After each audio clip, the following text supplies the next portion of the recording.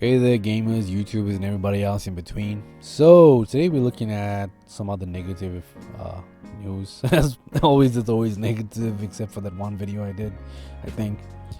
So on Bounding into Comics, former Sony Interactive Entertainment head Shawn Layden weighs in on the Ghost of Yotei discourse. If you don't like it, don't buy it.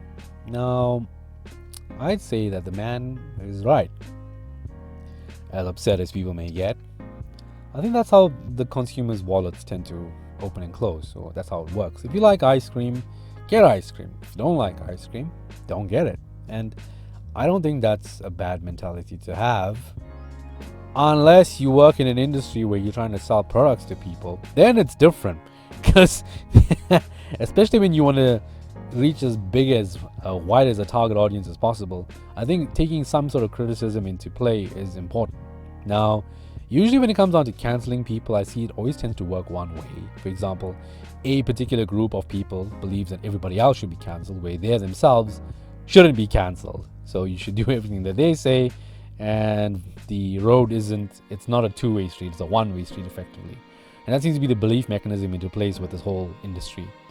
Now, as far as the whole situation goes, the Ghost of Yotei is effectively the sequel to Ghost of Tsushima. Now, the protagonist has been swapped up for Atsu, which is a female protagonist, over Jin, which is the male protagonist. Now, to be honest with you, I don't give a damn. I don't really care about that happening, and you can get upset for that. Yeah.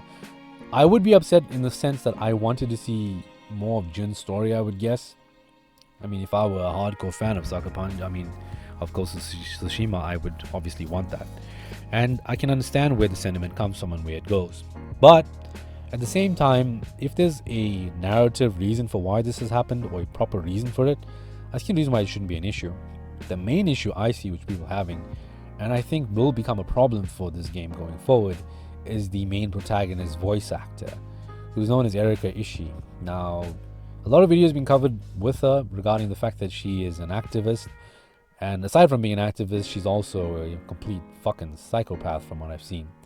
Now, that's obviously going to end badly for these guys. The reason being is, if you've got somebody who already riles up gamers, the majority of gamers out there that I know, and when I say majority, you can tell by the people who have supported Concord, you can tell by the number of people who have supported Suicide Squad Kill the Justice League, just who is holding all of the money. So when I say the majority, I'm pretty sure we all understand, given how badly those games failed, we all know who's in control of the funds that go into the gaming industry and where the money comes from. Given that this particular person, with the way they believe and act and carry on with life as a whole, is the exact person that nobody wants to have around a video game, for the reason that they may affect the video game itself and oftentimes end up ruining it for whatever narrative decision they try to make, or maybe character design, whatever it is.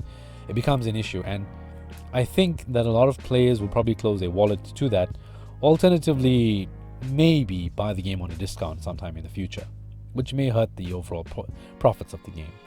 Now, this thing was announced recently at the State of Play, and people saw the trailer obviously, and I'm not too sure what the entire reaction was of the crowd.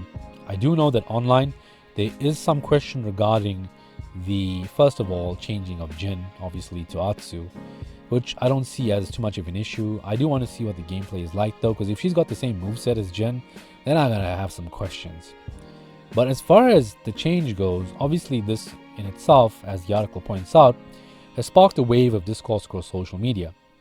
For those who have been burned by the industry's recent turn to activism, that's the issue over here, taking Atsu's introduction as a blatant case of male character replacement, while others have urged caution in the light of the fact that absolutely nothing is yet known about the game's narrative direction, and I think that is something which is important. If we don't know anything about the narrative direction of the game, then that's something which I think is important to take into account, because if the game is well written and if it's not some sort of trash activist speech, then we should be fine. On the other hand, if it isn't, if it goes full on activist, then this game's going to become a complete failure and nobody's going to want to endorse it now or support it. Now, in brackets, of course, the vocally left-leaning social media presence of Atsu's motion capture and voice actor Erika Ishii has done little to calm the tensions. And the reason this is being is, for too long, for too long, and there's been too many examples of this where these activists come in and they absolutely ruin games and franchises.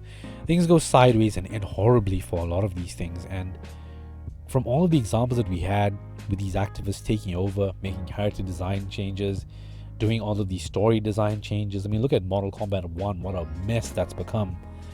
It's pretty obvious what's happening over here. All of this stuff is not what fans want. It's not what people who have the money want. But yet it's being pushed onto them. It's being force-fed into them. And you got to understand, whether you like it or not, gamers in general are a lot of the times more in touch with their inner child than anybody else out there. And kids can be fucking stubborn. So when you try to force them to do something, it becomes a major issue. Whereas if it happens organically, it's different. For example, if Atsu, for example, was like Jin's daughter, and Jin died in battle of old age and she took up his weapons and went out there, that might change things a bit. But if she's just like a straight up, I'm better than Jin, I could kill Jin with like one eye closed and both hands tied behind my back, then yeah, that's a different story. But we'll only know that once Ghost of Yotei's entire story or whatever it is laid bare for us to all to see. Now, obviously on Twitter, given the nature of what it is, there is some pushback from it. Now, let's have a look over here. Improving Sony's Learn Nothing from Helldivers 2 debacle, the Nine Realms God of War Ragnarok PC release remain locked to players with our PC accounts. Among the many who were engaged in the discourse of YouTuber was YouTuber Mighty Keef, upon who Ghost of Yotei's reveal questioned Vice President, I wonder how long until those people, the anti-woke game critics, start doing what they do. Ostensibly keeping an eye on social media's reactions to the game, Mighty Keef eventually caught sign of a post from YouTuber Endymion, wherein the latter lamented they can't help themselves until every franchise that was built on masculinity is replaced by women, and affirmed that he was so sick and forced with girl boss narrative. In response, Mighty Keef mocked, man, what an absolute loser. Now, I think Endymion did go a bit too far over here, because there might be a good reason for this, why this is changed, and I'd like to see, as far as the story goes, let's see where it goes, right? Out of left field, soon after its publication, the last tweet would draw attention of the aforementioned Layden, who previously served as the head of Sony Interactive Entertainment between 2014 and 2019, and since gone to accept an advisory position at China-based developer Tencent Games. Offering his 2 cents, Layden began, one, it's a game, an entertainment, a team a team of creators believes in. They want to make this. It's a game, he added. If you don't like it, don't buy it. In fact, why not make the game you want yourself? And I would say that that's not a bad thing to do. If you don't like it, don't buy it. And I think that's a sentiment which people need to understand. I know it's not nice when people say that and they make it personal and antagonize you that way. But at the end of the day, these are guys who work in an industry where they produce a product, and in order to sell the product, they got to cater to as large an audience as possible to make sure that it gets pushed out as much as possible. So to increase the number of sales, look at Backmoon Wukong, how well that did. And there's a reason why it did so well, is because it had zero politics attached to it. If you can do the same for the Ghost of Yotei, then it'll change. And let's just hope that's what happens. Because obviously then it'll be the end of this franchise, and then that's it. We got another dead franchise from Sucker Punch. Well done. It should be noted that Layden has no current relation with Ghost of Yotei development, and as such offered his tied rhetoric from his position as an individual consumer. But while his take in the situation does not reflect Sucker Punch's personal views, or at least their publicly expressed ones, what it does show is how deep this dismiss the consumer for disagreeing with you mentality runs with the larger video game industry. And that's the point that I want to make. The video game industry is one of those, and I think it's the same with movies as well, not so much anymore, that you antagonize your customer base and then you tell them, don't buy it if you don't like it. That's one of the worst mentality or attitudes you can have towards it, because you've got to understand that if people have an issue with something, somewhat take their criticism into account and see how you can spin it. Over here now, they got an issue with an activist playing the role of the protagonist, and they can easily spin that and say, look, despite the beliefs of the whoever it is, that does not affect the narrative, whatever it is, in any way, shape or form, and then prove that in the writing and production of the game. You got to understand, now that this has happened, people are going to nitpick and pinpoint every single thing going wrong over here. And I think it'll be a bit unfair to Ghost of Yotei to be so judgmental at this early stage in its whatever cycle it is in.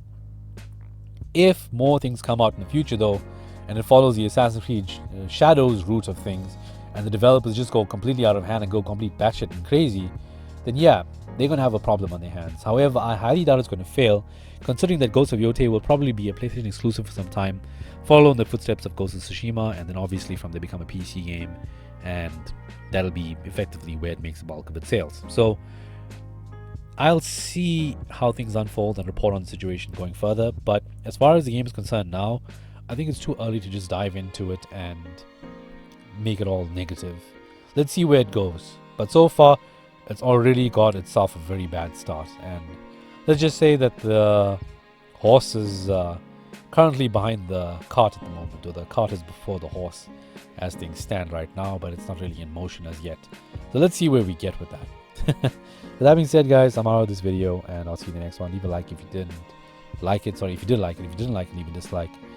Subscribe for more and comment down below. I want to hear your thoughts on this topic. Let me know what's going on with you, and how have you been as a whole? Have you been keeping up well? Has everything been going well with you? My life is getting a bit rough. I'm not doing too well health-wise, and my words are slurring, not because I'm drunk or anything, but I'm on these meds that have basically, I don't know, made me like drowsy and sleepy. So I'm out of this video. I'll see you in the next one. Goodbye.